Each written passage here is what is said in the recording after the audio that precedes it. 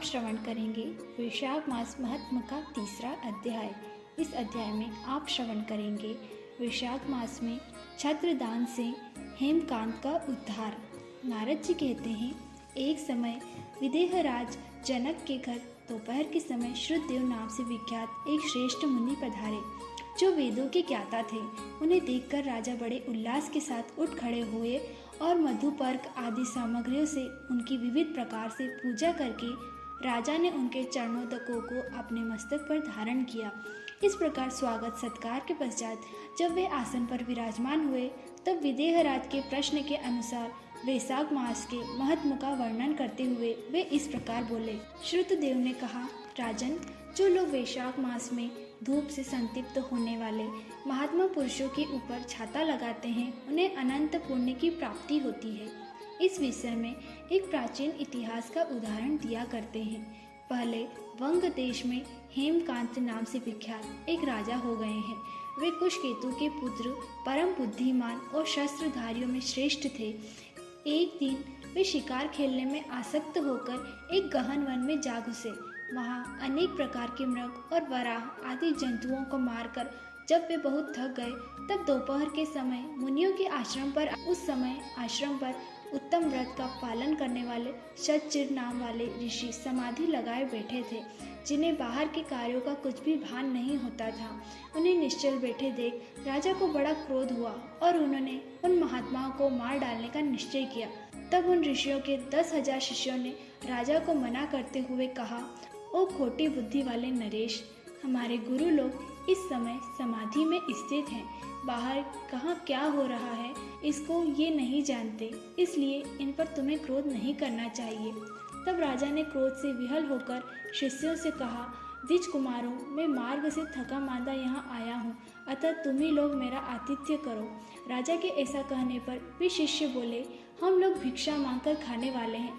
गुरुजनों ने हमें किसी के आतिथ्य के लिए आज्ञा नहीं दी है।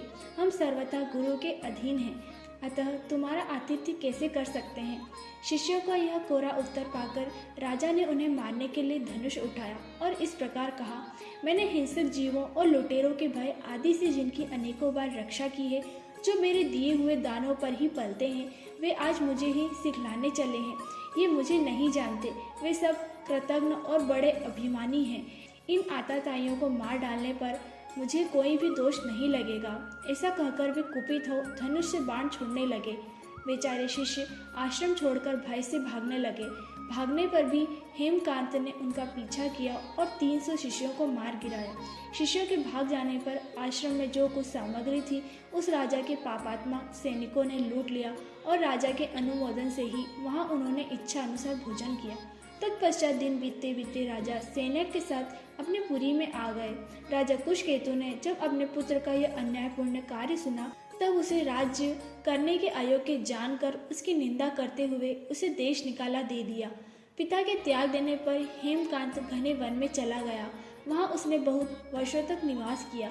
ब्रह्म हत्या उसका सदा पीछा करती थी, इसलिए वह कहीं भी स्थिरता पूर्वक नहीं रह पाता था। इस प्रकार उस दुष्टात्मा के 28 वर्ष व्यतीत हो गए।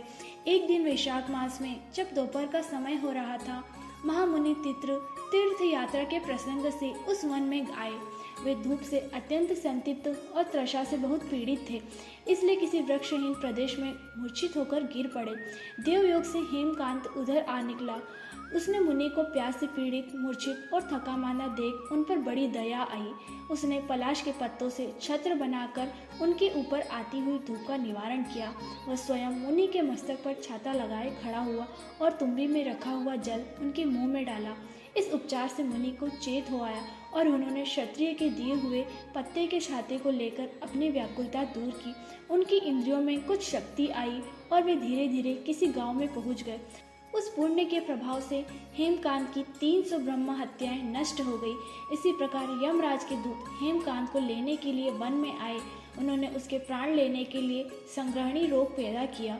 उस समय प्राण छूटने की पीड़ा से छटपटाते हुए हेमकांत ने 3 अत्यंत भयंकर यमदूतों को देखा, जिनके बाल ऊपर की ओर उठे हुए थे। उस समय अपने कर्मों को याद करके वह चुप हो गया।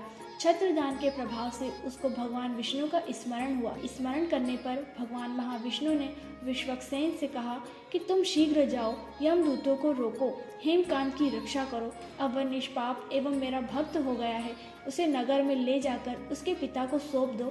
साथ ही मेरे कहने से कुशकेतु को यह समझाओ कि तुम्हारे पुत्र ने अपराधी होने पर भी वैशाख मास में छत्रदान करके एक मुनि की रक्षा की है, अतः वह पाप रहित हो गया है। इस पुण्य के प्रभाव से वह मन और इंद्रियों को अपने वश में रखने वाला, दीर्घायु, शूरता और उदारता आदि गुणों से युक्त होकर तुम्हारे समान गुणवान हो गया है। इसलिए अपने इस महाबली पुत्र को तुम राज्य का भार संभालने के लिए नियुक्त करो। भगवान विष्णु ने तुम्हें ऐसी ही आज्ञा दी है। इस प्रकार राजा को आदेश देकर हेमकांत को उनके अधीन करके यहाँ लौट आओ। भगवान विष्णु का यह आदेश पाकर महाबली विश्वक्सेन ने हेमकांत से उसके पास आकर यमदूतों को रोका और अपने कल्याणमय हाथों से उसके सब अंगों में स्पर्श किया। भगवत भक्ति के स्पर्श से हेमकांत की सारी व्याधियां क्षण भर में दूर हो गई। तदंतर विश्वक्सेन उसके साथ जाकर राजा की पुरी में गए। उन्हें देखकर महाराजा कुशकेतु ने आश्चर्ययुक्त हो भक्ति पूर्वक मस्तक झुकाकर पृथ्वी पर साष्टांग प्रणाम किया और भगवान के पार्षद का अपने घर में प्रवेश कराया। वहाँ नाना प्रकार के स्तोत्रों से उनकी स्तुति तथा वैभव से युक्त उनका पूजन किया। तत्पश्चात महाबली विश्वक्सेन ने अत्यंत प्रसन्न होकर राजा को हेमकांत के विषय में भगवान विष्णु ने जो संदेश दिया था वह सब कह सुनाया। उसे सुनकर कुशकेतु ने पुत्र को राज्य पर बिठा दिया और स्वयं विश्वक्सेन की आज्ञा लेकर उन्होंने पत्नी सहित वन को प्रस्थान किया। तदंतर महामना विश्वक्सेन हेमकांत से पूछकर और उसकी प्रशंसा करके श्वेत द्वीप में भगवान विष्णु के समीप चले गए। तब से राजा हेमकांत वैशाख मास में बताए हुए भगवान की प्रसन्नता को बढ़ाने वाले शुभ धर्मों का प्रतिवर्ष पालन करने लगे। वे ब्राह्मण भक्त, धर्मनिष्ठ, शांत, जितेंद्रिय, सब प्राणियों के प्रति दयालु और संपूर्ण यज्ञों की दीक्षा में स्थित रहकर सब प्रकार की संपदाओं से संपन्न हो गए। उन्होंने पुत्र पौत्र आदि के साथ समस्त भोगों का उपभोग करके भगवान विष्णु का लोक प्राप्त किया। वैशाख सुख से साध्य अतिशय पुण्य प्रदान करने वाला है। पाप रूपी ईंधन को अग्नि की भांति जलाने वाला, परम सुलभ तथा धर्म, अर्थ, काम, मोक्ष चारों पुरुषार्थों को देने वाला है। यहाँ पर वैशाख मास का तीसरा अध्याय समाप्त होता है। ओम नमो नारायण।